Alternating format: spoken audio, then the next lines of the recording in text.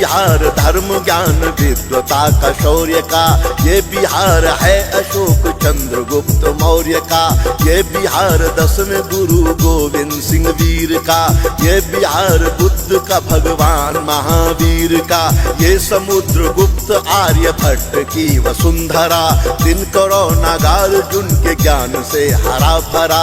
आप भी हमारे संग अपने मुंह को खोलिए, आप भी हमारे संग अपने मुंह को खोलिए। जय बिहार जय बिहार जय बिहार बोलिए, जय बिहार जय बिहार जय बिहार बोलिए। जय बिहार जय बिहार जय बिहार बोलिए, जय बिहार जय बिहार जय बिहार बोलिए।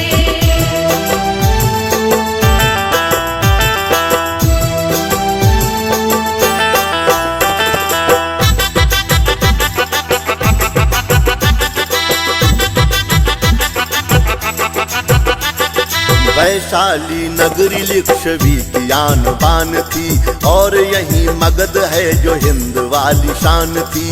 ज्ञान में नालंदा पूरे विश्व का निशान थी, या बिहार भूमि आदि काल से महान थी। ये अशोक लाट के निशान का बिहार है, विद्यापति नेपाली जी की शान का बिहार है। पंडित चाणक्य वाले ज्ञान का बिहार है, धर्म कर्म छठ पूजा मान का बिहार है। राजगीर गर्म कुंड ककोलत का झरना है, हरियर क्षेत्र ने सिखाया धर्म से संवरना है। सभ्यता के वास्ते बिहार को टटोलिए, सभ्यता के वास्ते बिहार को टटोलिए। जय बिहार जय बिहार जय बिहार बोलिए, जय बिहार जय बिहार जय बिहार बोलिए। जय बिहार जय बिहार जय बिहार बोलिए, जय बिहार जय बिहार जय बिहार बोलिए।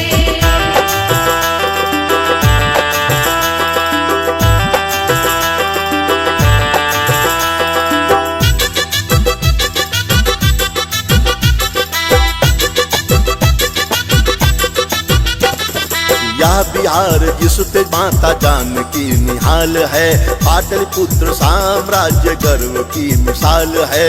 अन्न खेतों में भरा है गंगा का कमाल है, पिंड दान के लिए गया का तट विशाल है। चंपारण नील खेती क्रांति की मशाल थी, बाबू राजेंद्र जी की आभा बेमिसाल थी।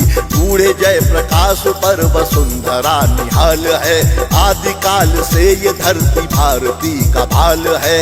दही चूड़ा लिट्टी चोखा खान पान है यहाँ, भोजपुरी मैथिली की आन बान है यहाँ। कर्मनाशा कोसी और गंडकी के तीर हैं, स्वर है शारदा का वीरता में कुंवर वीर हैं। इसके स्वाभिमान को तराजू पर न तोलिए, इसके स्वाभिमान को तराजू पर न तोलिए। जय बिहार जय बिहार जय बिहार बोलिए, जय बिहार जय बिहार जय बिहार बोलिए। जय बिहार जय बिहार जय बिहार बोलिए, जय बिहार जय बिहार जय बिहार बोलिए।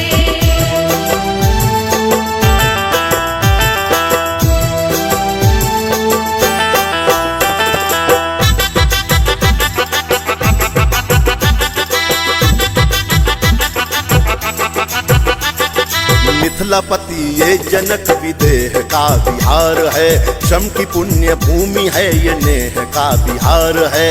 ये भिखारी के विदेशिया का बजता साज है, दशरथ मांझी सहजानंद रेणु जी पे नाज है।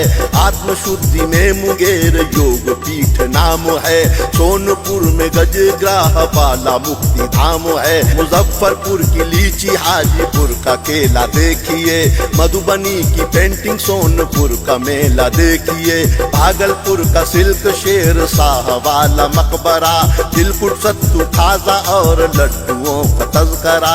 जोगी इसके हर सलीके और ढंग को नमन, इसकी सभ्यता उमंग और रंग को नमन। वर्तमान में अतीत के रतन पिरोलिए, वर्तमान में अतीत के रतन पिरोलिए। जय बिहार जय बिहार जय बिहार बोलिए, जय बिहार जय बिहार जय बिहार बोलिए।